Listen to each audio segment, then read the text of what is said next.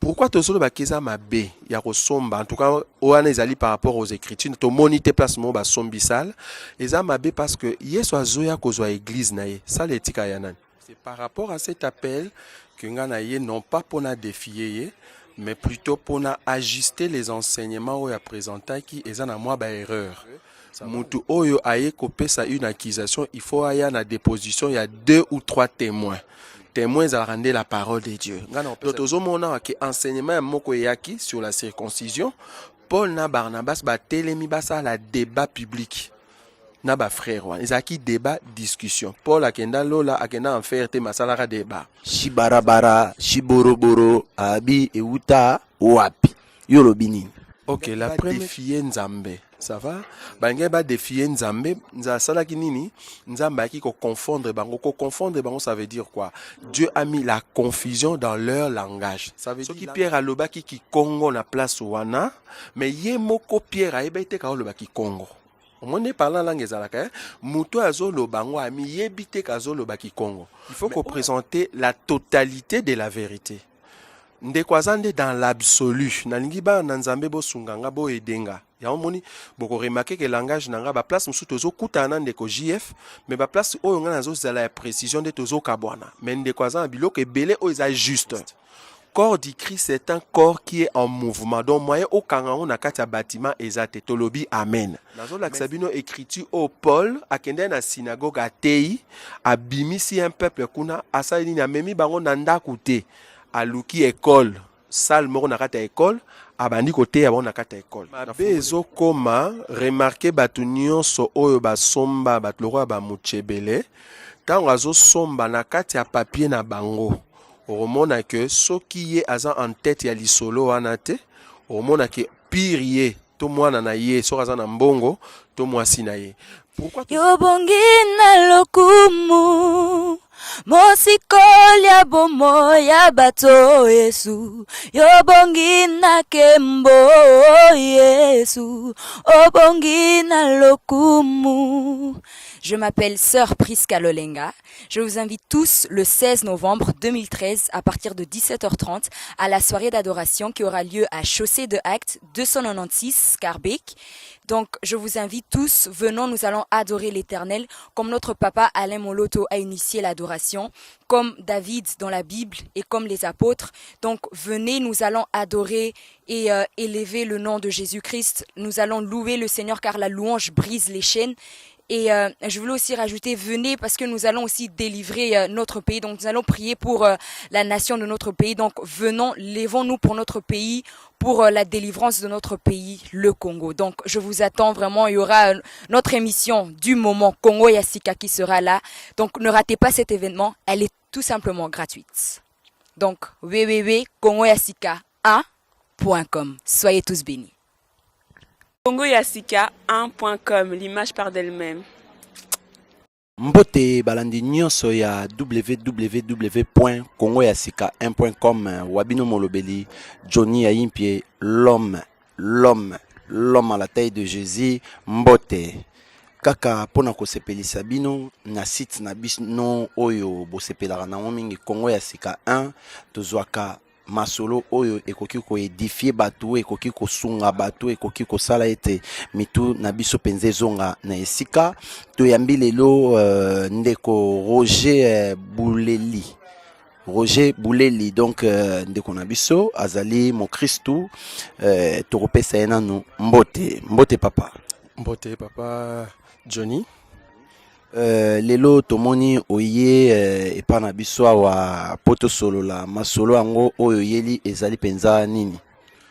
En fait ndengo bandi que naza mon Christo et que tolandaka nde Christ oyo azali nkolo na biso et loko atikela biso comme héritage ezali les fondements ya ba apôtre na ba prophète.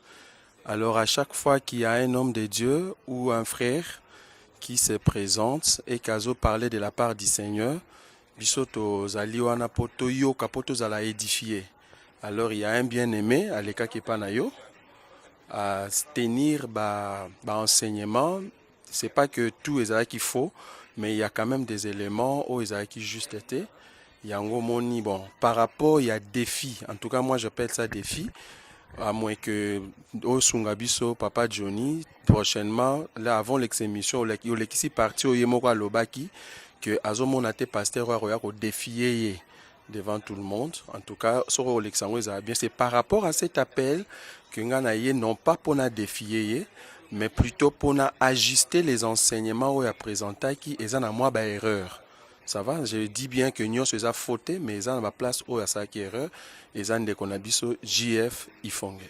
Merci ndeko Roger Bouleli na nyonso aussi koloba to yambaki ndeko JF Ifonge alobaki na biso 3 points ezalaki alobaki na nous parler en langue ezalaka te alakisaki na Bible alobaki lisusu ya mibale point na ya mibale ezalaki sur la dîme alobaki dîme pe ezalaka te moko na jomi alobaki lisusu sur l'église locale otobengi bâtiment donc alobi ba pasteur nyonso oyo bazosala yango bozali kokosa bana na nzambe bozali kozwa bambongo po bosomba bandako e kotikala ya bino sima ya bandako nzambe soki bobomi église donc ba bien nyonso ezali ya bino toko bandana na parler en langue est-ce que alobaki akosaki to eza makambo ya solo. Ok, avant de toucher en parler à la langue, Papa Johnny, n'alingay quand même au comprendre que ndeko tobengi sa qui est, to ya to solo la, liboso ya peuple. Moni, aux alliés publics na internet, est-ce qu'abat bazota la biso, na tant to présenter un enseignement dans lieu public, bo izalara bien, boye bo vandeli ango bo discuter ango. Bon, malheureusement, ils ont ba homme de Dieu est belé. Bango baloba ke maramanza me ba discuter kango te omoni ke basala ngo débattre mais tout en écriture ce qui est ali juste parce que pourquoi na lobi bongo ndeko Junani GF Ifonge tant to zue na téléphone a lobby bien qu'à lancer qui défi wana mais tant azongi na ndako Saint-Esprit à convaincre yé que akoki ko sala ba discussion wana te ya nga pe na yebisa ki na bi na téléphone et ozala malamu lokola Saint-Esprit muta convaincre yo o comprendre que o ya lobaki liboso kati na o liboso ya Papa Johnny ezaki Saint-Esprit te kende devant public pe o s'excuser ça veut dire o sala repentance par rapport ya eloko pour o lancer qui défi donc je crois kende ko Rolanda biso et ozala bien aya ko sala nazotanga un passage na mukanda ya Actes des Apôtres chapitre 15 pour na relaxer batu que makamu na nzambe ba discutaka yango soko discuter yango te borokotisa ba hérésie yango ba pasteur ebele akoleka wa ye moko a présenter un enseignement et kozala bien Papa Johnny ozwi na mutu mususu basala ngo na nous discussion ou soit débat eza mabete na otanga écriture tangela biso esika ngo balobi ke bana na nzambe basala débat sur maloba nkolo naza na mukanda ya Actes des Apôtres chapitre 15 na opesa 2 versets parce que biso to croire en écriture et lobi que mutu oyo aye kopesa une accusation il faut aya na déposition il y a 2 ou 3 témoins à rendre la parole de Dieu ngana opesa bino 2 témoins oyo zolakisa ke tokoki ko discuter makambo na nzambe. Nazana mukanda Actes des Apôtres chapitre 15 à partir du verset 1 natangi. Quelques hommes venus de Judée enseignaient le frère en disant si vous n'êtes circoncis selon le rite de Moïse, vous ne pouvez être sauvés. Paul et Barnabas eurent avec eux un débat et une vive discussion et le frère décidèrent que Paul et Barnabas et quelques-uns de leurs montèrent à Jérusalem vers les apôtres et les anciens. D'autres hommes qui enseignement moko yaki sur la circoncision, Paul na Barnabas ba telemi basa la débat public. Na ba frère wan, ezaki débat discussion. Paul akenda lola akenda en faire te masalara débat. Nazana mukanda Actes des Apôtres chapitre 17. Na verset nango 1. Paul et Silas passèrent par Amphipolis et Apollonie et ils arrivèrent à Thessalonique où le juif avait une synagogue. Paul y entra selon sa coutume pendant 3 sabbats. Il discutait avec eux d'après les Écritures. Vous voyez? Donc Paul na Silas bazali ko discuter na batu na ba juif d'après les Écritures. Qu'on discuter d'après les Écritures, ça m'a bête. Ça veut dire qu'on présenter un enseignement, on a monde qui a juste été toyé, tout ça, une discussion ou soit de débat. Voilà. Ok, merci. Tomoni penza na makomi ya nkolo awa na Biblia ndenge balobi ete ezali lisumu te, ezali mabe te, kasi baoyo penza tolandako batambolaka na Yesu Mesia basalaki discussion. Tokende sikoyo na point ya liboso, parler en langue ezalaka te. Shibarabara, shiboroboro, abi euta wapi. Yo lobi nini? Ok, la première question, je crois, ndeko azande na ba absolu ya makambo. Omoni tokoki ko buka écriture te parce qu'il y a des faux pasteurs ou faux apôtres. Non, écriture est éthique à la écriture, même s'il y a de faux pasteurs, de faux apôtres, mais écriture, il faut te présenter en ndenge nkolo atika kiango.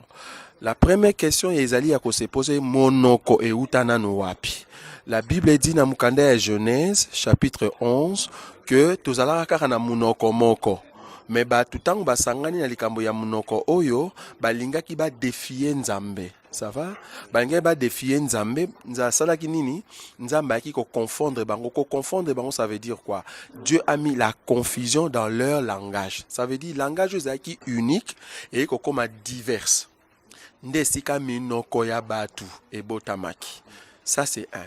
Wana minoko ya batu. Yango moni le tozo keneti na mukanda ya acte des apôtres, tozo mona tang ba apôtre bazo parler en langue. En langue bazali koloba naza d'accord na frère JF que ezalaki parler en langue des hommes. Ezalaki compréhensible na public. Mais comprenez une chose que Pierre tang bazali koloba ki Congo. Wana ngam na bakisi. Soki Pierre alobaki ki Congo na place wana, mais ye moko Pierre ayeba ite ka oloba ki Congo. Omone parlant langue ezalaka, muto azolo bango ami yebite kazolo baki Congo. Mais oyo aza na public soka aza mu Congo, a comprendre que wana ezaki Congo. Ozomona. Donc ezaki langue compréhensible, oui, mais Pierre ayebaki te que ezali ki Congo. Ça c'est un. Wana langue des hommes, ça veut dire tozo comprendre que ezali langue des hommes parce qu'il y a une interprétation non spirituelle. Ozomona muto azo interprétango abotama na langue eza langue maternelle na ako interprétango non pas par l'esprit, donc eza différent na do interprétation. Mais cependant soki kaka Paul wana azolo baki Congo ngam na lo baki Congo habite ka lo baki Congo, soki par exemple azolo baki Congo make ko lo na kata Chine et que un chinois atika ko ya na Congo te po ye baki Congo et que chinois na bandi ko interpréter ki Congo na munoko ya Chine, tozo comprendre que chinois aza na do ya interprétation. Ça veut dire est comme un don spirituel. Ozoma place nazali. Cependant, nalola, tout nano que se pone de quoi lobby que parler en langue na landi na mateyani. Alobi parler en langue ezalite, koloba langue asiki ezali muto azaki muto mopagano, bon l'air a bongani a changer ba langage, nga alobi ke ndeko atangi écriture bien te. Alobi parler en langue des anges ezalite. Oh Paul, en tout cas dans verso yemo katanga ki kalabi, même si je parlerai les langues des hommes ou les langues des anges, si je n'ai pas la charité, nazali dignité. Ou soit nazali lokola sonore ou ezo sembale nati na morote. Tozo comprendre que Paul place en azo linga laksabiso qu'il y a deux langages. Il y a les langages des hommes et les langages des anges. Soko koti en doute, to retourne aux questions. Mutu lokola diable. Azalaki chérubin na lola, balobi azali ko diriger chorale. Est-ce qu'à dirigera chorale na Kiswahili? Non. A dirigera chorale na lola na munoko ya ba ange. Ça veut dire les langages du ciel. Bibili elobi ke ange azali ko wela nzoto ya Moïse na diable na Satan. Siko to retourne bazali ko wela ngona munoko nini. O comprendre que zaki langage du ciel. O langage du ciel est un langage des hommes te. Eza siko ba berekebere Berekebere ou be yokobo o ya saeli nzembo. Ngana lobi que tozo reconnaître une langue vraie, ce n'est que par l'interprétation. Ça veut dire une église et si ka o pasteur aloba munoko moko ba fidèle tout peut aloba munoko moko église wa ya libanda parce que dans anezaka do ya diversité de langues. Saint-Esprit royate akabebi no kaka chinois. Non, akabolaka na mutu ndenga lingi. Donc tozo loba que abus ya ba pasteur ne ba komi koloba azaka na cher asimbio ba parler en langue ezali libanda. En tout cas, oya che tembaye to meki ko sola là dessus devant public. Ndeko kote ana azana raison. Place ndeko azana raison te ezali amona kite que okoki koloba ba bere bere wana, mais il faut qu'interprétation ezala poto comprendre que c'est une langue qui vient du ciel ou soit une langue des hommes, mais nzamba bakisi don interprétation. Donc yo ndimi bere bere brakatabra ezalaka. Brakatabra déjà Bon naeba omoni yaka so molimo ekiti. Donc bere kebe barakaba rikibibi. Donc ezali penza existaka. nakopesa ye raison na kati ya ensemble oyo toyoki interprétation te. Bibili elobi soki interprétation ezali te mutu wana vanda kimia. Mais soki ndeko aza dans l'absolu nde pase ekoma likama, ça veut dire okondana oka ke ezalaka te. Omoni ekoma likama, pourquoi so na tuni siko question yo sunga ngai ndeko Johnny yebisa ngai dialecte o baloba na Thaïlande. Est-ce que yebi yango? Yebi yango te. Mais eza langue des hommes. Ozo comprendre nga. So na yebisi yo na mboka lokola Angola, toza na dialecte moko peuple mo abenga o ba wila. Yebisa ngai munoko ba wila balobaka soki yo yebi yango. Oyebate. Donc, ce qui mutu aza inspiré par Dieu et kalinga loba na langue des hommes et que nzamba pesi langue wana ya muwia na kati ensemble, il faut comprendre qu'à chaque fois qu'un don s'opère dans l'église, c'est pour l'édification des membres. Donc nzamba linga édifier peuple. Donc ça veut dire mutako koloba rebe wana, mais pour édifier ezwa part ya nzambe nzamba sepela, il faut nzamba cha interprétation. Sans interprétation, Bibli elobi kanga munoko na yo vanda kimia. Donc église au pasteur bazo parler en langue. Pasteur yemoko na micro azo loba langue sans interprétation ou bien muta teleme andi ko loba ba sans interprétation, to lobi ke ezali une fausse langue parce que vraie langue ezara toujours na interprétation na kati ya ensemble de saints. Pourquoi? Parce que nzamba za na posa a édifier bana na Bibli elobi so za na posa parler en langue et koza na interprétation te sambe na ndako na yo. Mais devant le peuple, il faut qu'il y ait interprétation. Donc, ceux qui n'ont dit bien, parler en langue existaka. Oui, parler en langue existaka. Preuve, Paul, Azolobake, Natangiango, Namukanda, il y a 1 Corinthiens chapitre 14. Baye bisanga, ceux qui façon ni Paul Azoloba, parce que ils ont mieux de koloba qui tozara na Bible. Mais na osungande ko que kozara na Bible yango tengi wa ko yebi Bible. Okoza no pe na Bible mo yebi no angote. Moni wana zolo bande kwa Bible te yango te na lobi te ke akangisa connaissance na bibilio ya papier okoyi kotanga bibilio moza ata na connaissance mukete. Preuve église catholique aza na connaissance te yo zolo ba église wana e la kisa biso biblia eza na connaissance te. Soki église catholique eza na connaissance, pourquoi roye biso ke sambe ya Marie? En tout cas, donc na verso lingo kende po wana ikomi eye minene. Naza mukana 1 Corinthiens chapitre nango 14 natangi verset 2. Yora nenge écriture elobi.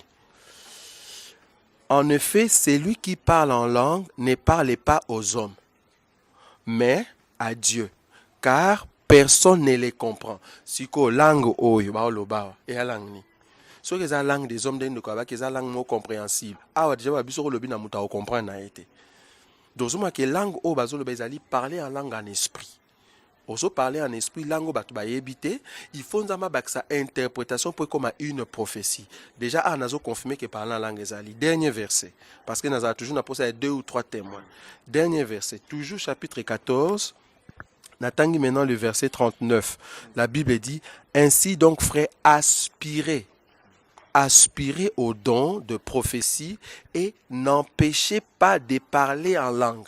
Siko mutalobaka déjà, siko Paul a péquissé sur n'empêchez pas, ils ont sens de azoloba ande kambo ya don, ya parler en langue. Donc muto azanango bo péquissa été à lobarango. Ce que c'est vrai, tant on comme ensemble, interprétation gobima. Ce que c'est faux, toyebisa o kanga munoko kene sambe nda kuna on a parlé en langue non.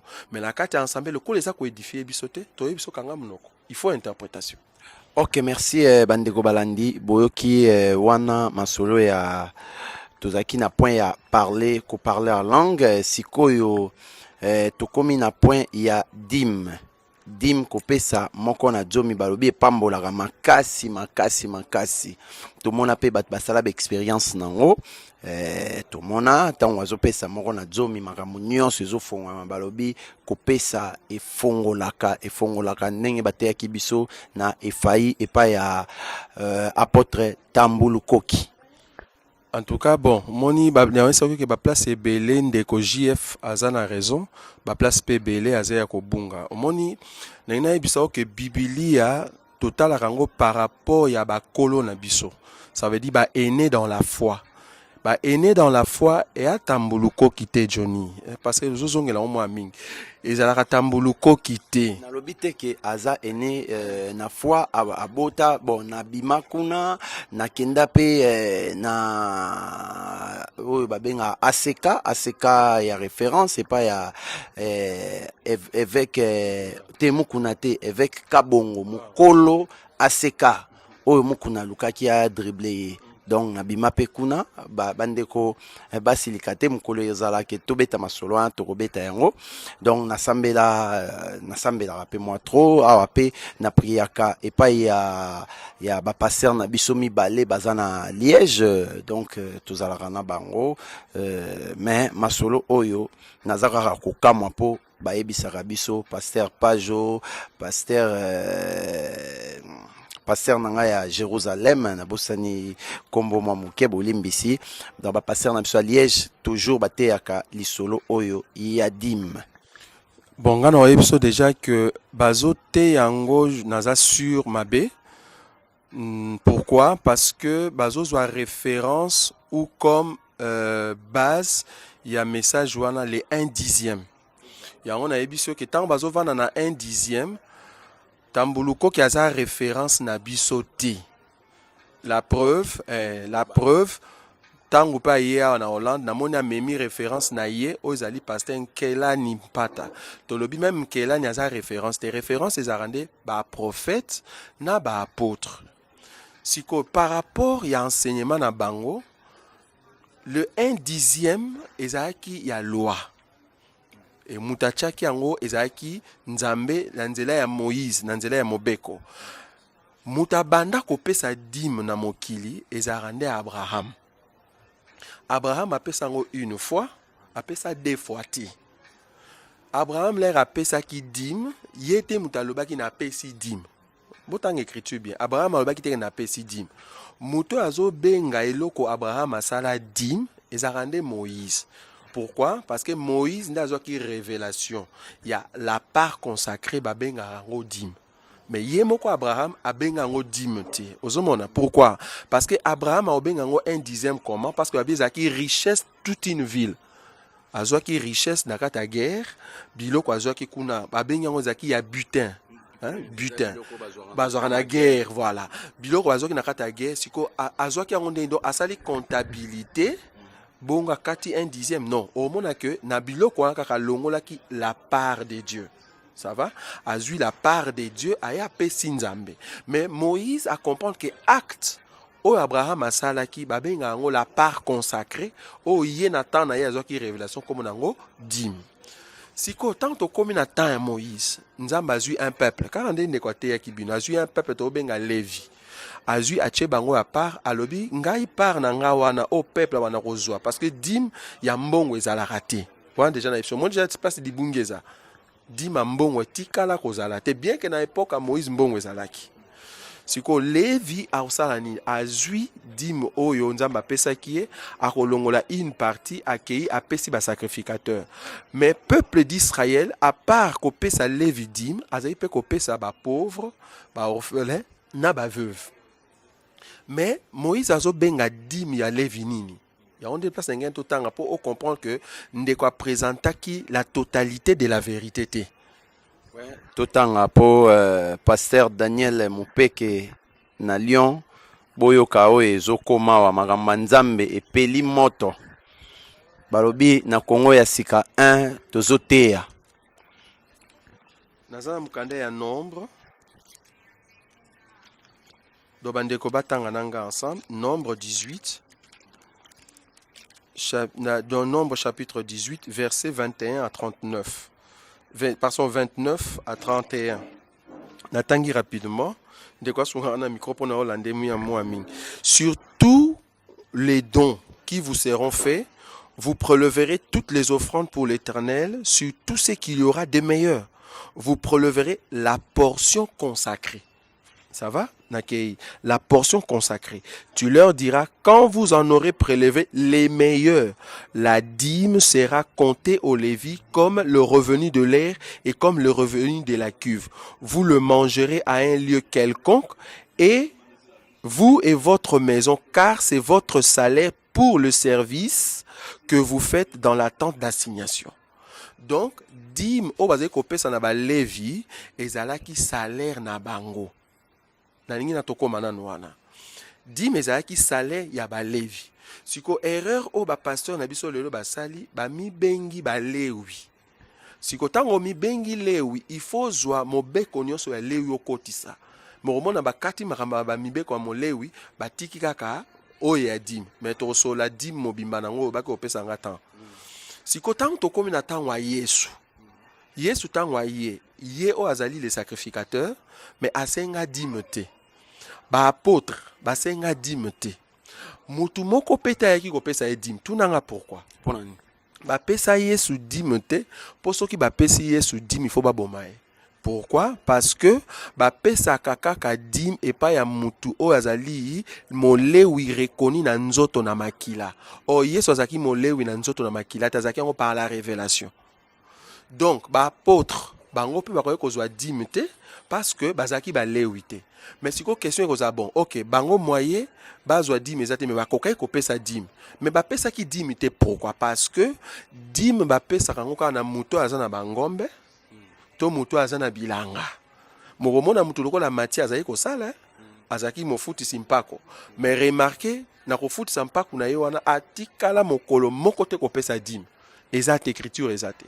Mais cependant azali ko travailler. Akoke kopesa te pourquoi? Po dîme pesa maka en nature. Naningi kameto solara bien. Ezana dîme moko te pesa ma ya mbongo. Mais Yesu tangwaye, m'déplace na bin de kwazana moi erreur.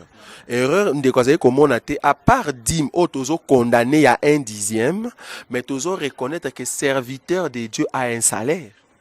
Donc salaire ango ezali na mitu ya ba Christ batu faut ba futa pasteur.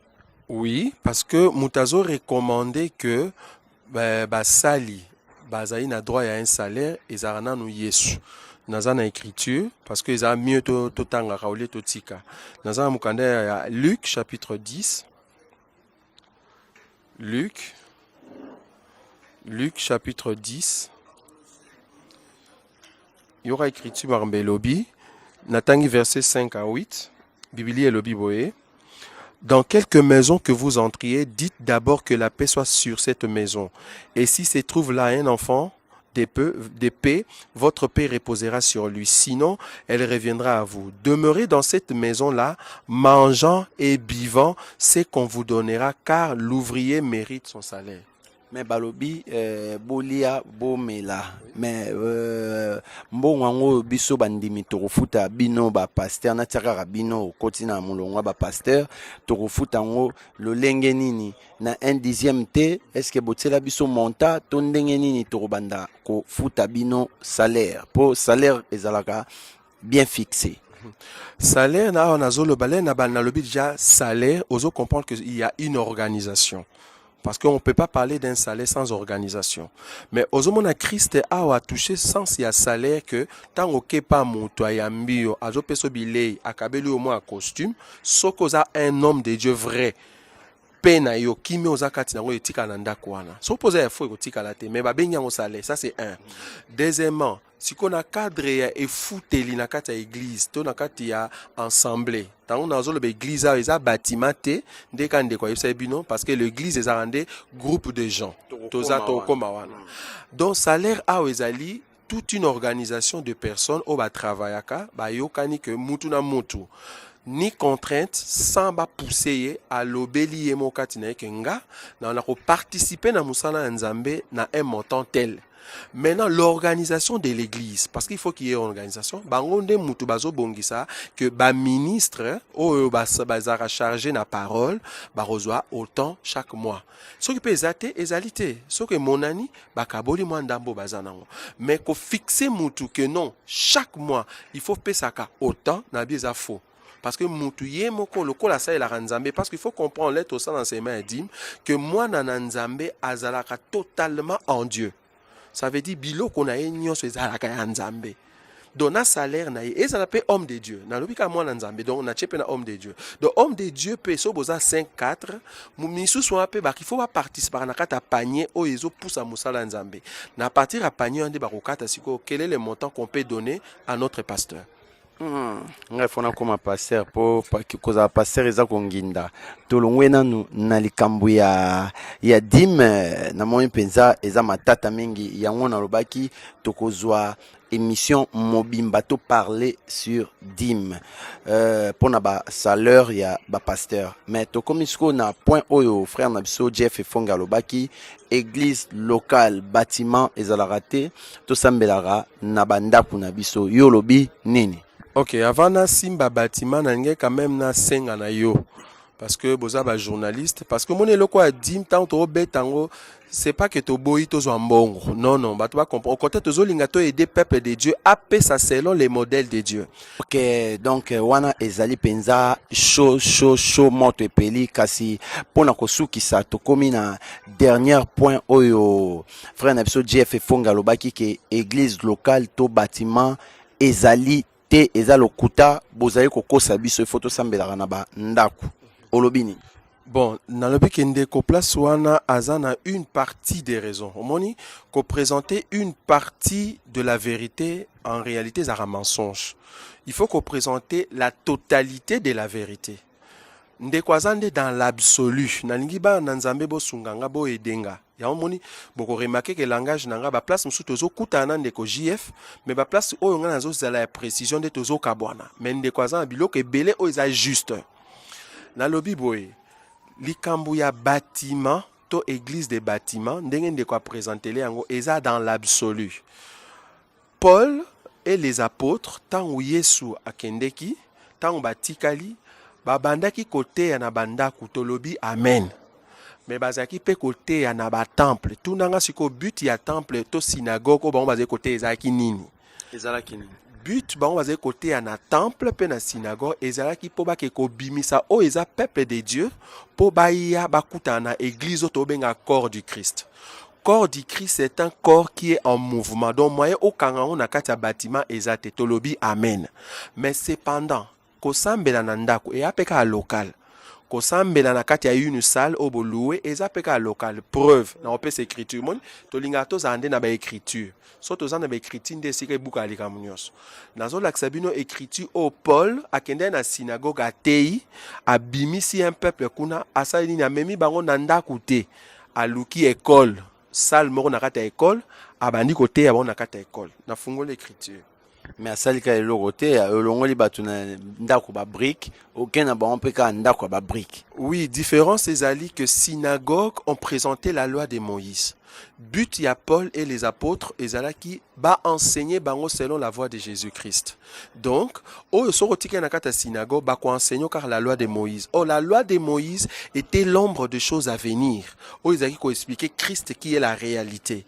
Alors, pour mutazwa enseignement wana, bien que Paul azali ko sa discussion na kata ba synagogue, peuple ezali ko bundisa ye.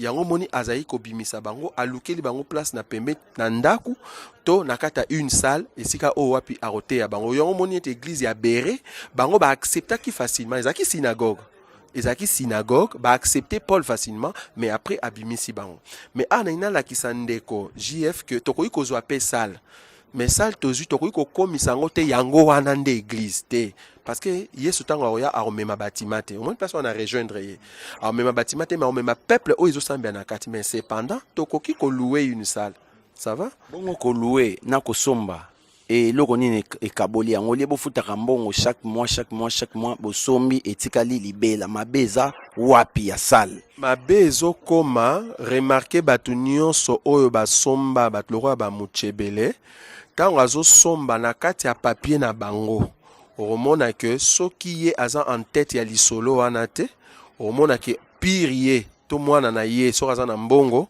to mwasi na ye.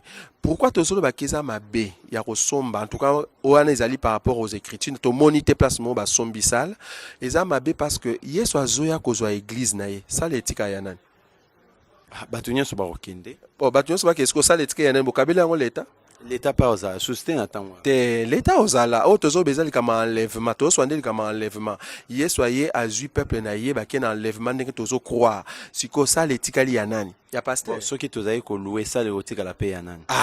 donc so tozali koluwe omoni ke tosakite na dette Mais eza pe mabete ko louer na ko somba eza mieux. donc kosomba problème ezokoma makasi ezali il faut exiger le peuple babimisa mbongo mpo bosomba sala Mais ko futa pe ezalaka ko exiger ba peuple ba bimisa mbongo po bo futa sala.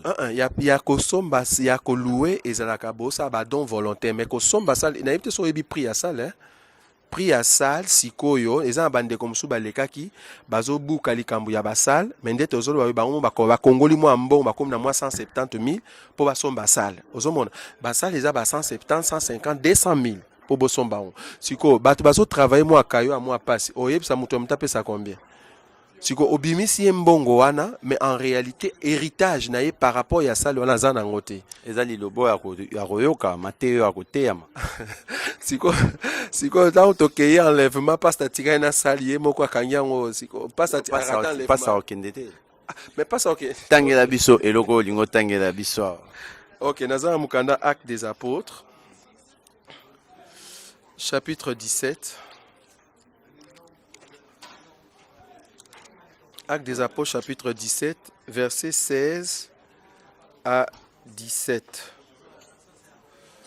non totalement 19 pardon 19 8 à 9 écriture et lobby boye.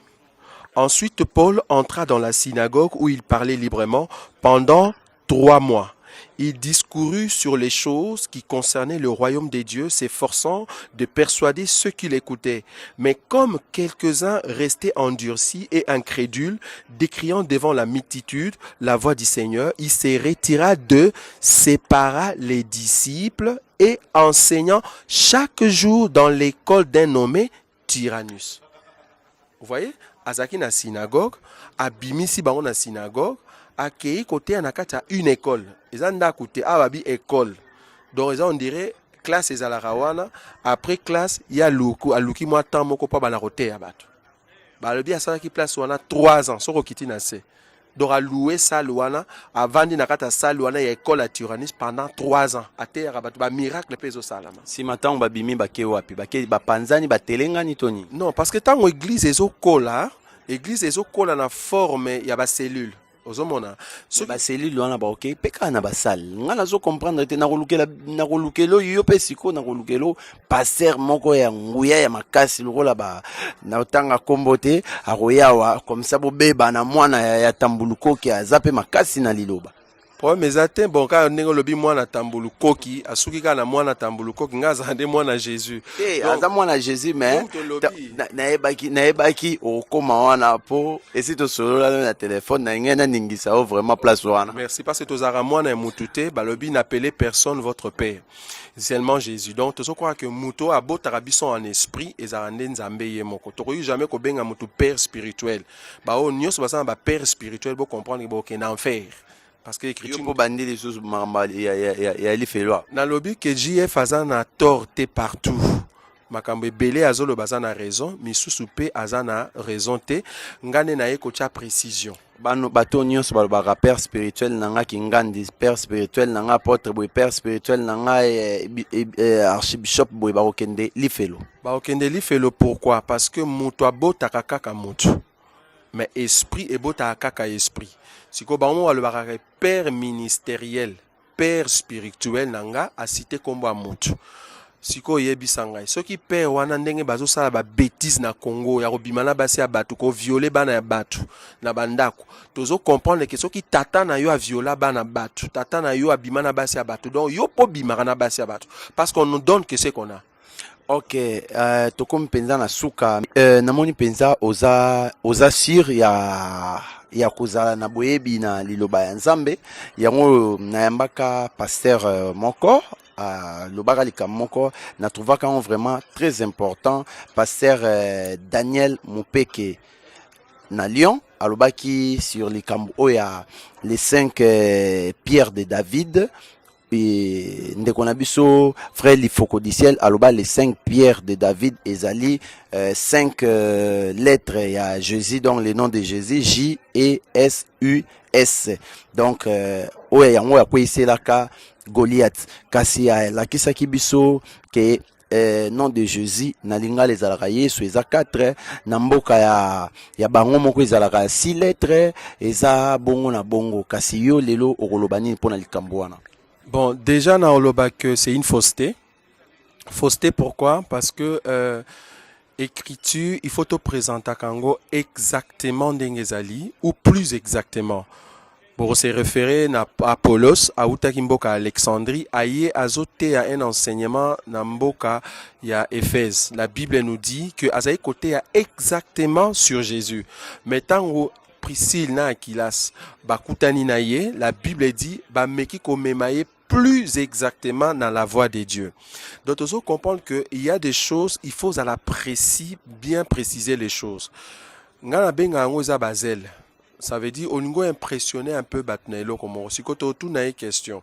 Alobi 5 pierres, oyo nani David Azoua qui a benga ngozali 5 lettres à Jésus. Lifoko du ciel mutaloba yango. Bon, déjà, c'est une erreur. Pourquoi? Parce que, wana tika n'est pas juif.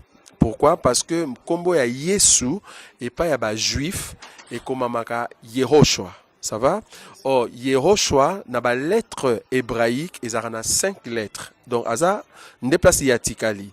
Mais, oiko simbate tant utoye na lingala par exemple. Yesu. Au monde est commis juste miné. Voilà. Tant que par exemple, iba musulman. Issa. Non, ils ont mine pekaka. Donc, ils ont ISSA. Donc, ils ont simbate. Ils ont simbate. Donc, je crois qu'il faut quoi, mais carota la pena banzemone. Pour banzemone, belé za ba fausseté. Ils ont mon net. Tant azolo ba par exemple sur la petite fleur, na souka nangwa lobi que ndeko nangai so au sambela kinzambe, mais lelo le ozui musala oboy kopesa dîme.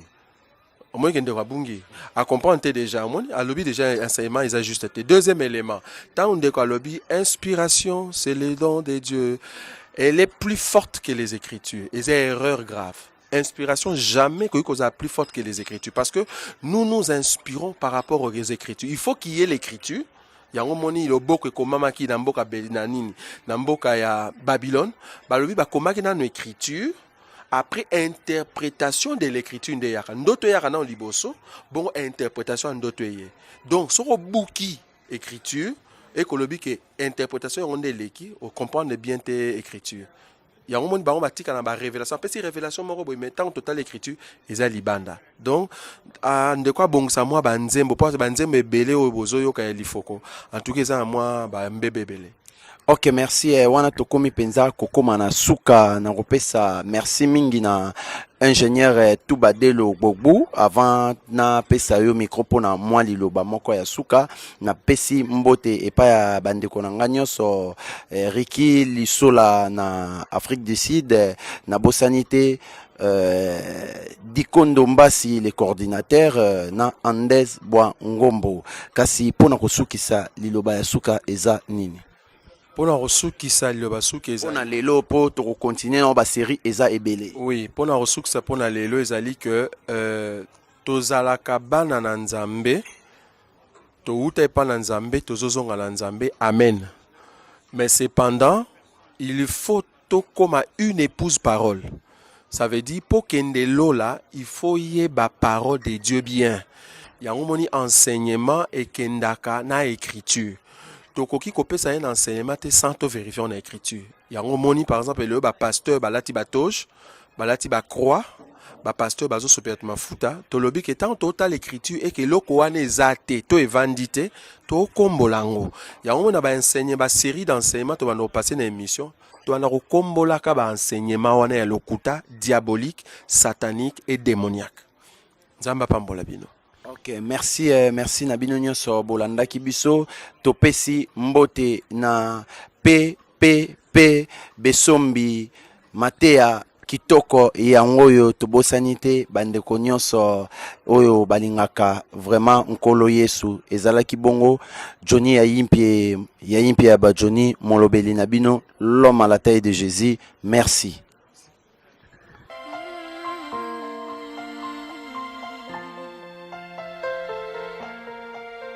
Bonjour, bien-aimés dans le Seigneur, je m'appelle Sœur Prisca Lolenga. Je vous invite tous le 16 novembre à partir de 17h30 à la soirée d'adoration qui aura lieu à Bruxelles.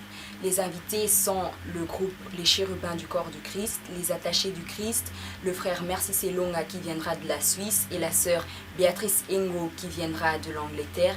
Je vous invite de venir pour comprendre c'est quoi en fait l'adoration. C'est vrai que dans nos églises, on nous a trop appris que quand l'église commence, les chansons douces, c'est ça l'adoration. Or que ce n'est pas ça l'adoration. Donc venez, vous allez comprendre c'est quoi l'adoration. Et j'espère vous voir le 16 novembre et que mon Dieu vous bénisse.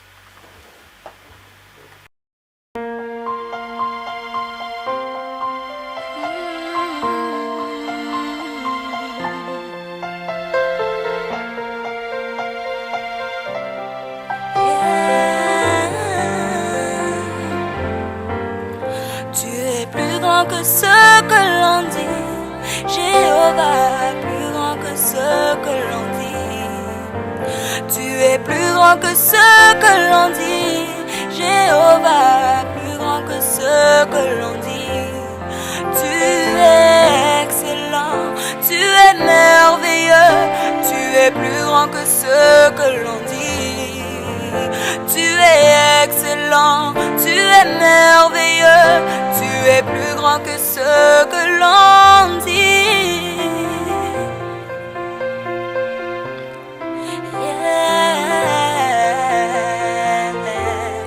Tu es excellent, tu es merveilleux,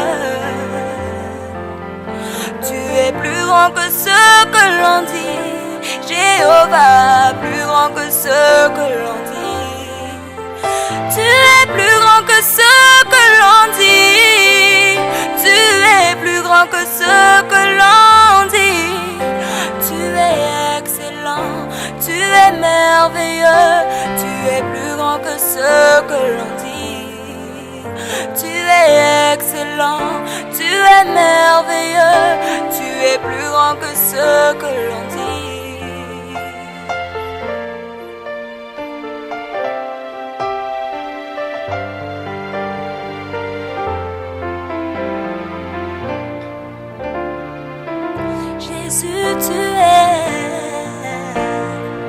Tu es excellent, tu es merveilleux, Jésus tu es.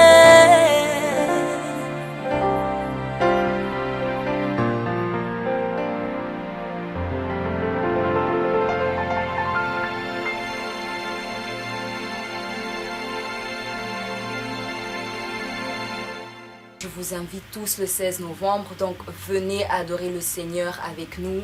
Vous ne serez pas déçus, donc je vous invite tous et l'entrée est gratuite. Donc n'hésitez pas pour venir. Donc nous allons vraiment passer des bons moments dans la présence du Seigneur. Merci beaucoup et à très bientôt. J'espère que je vais te voir à la soirée d'adoration.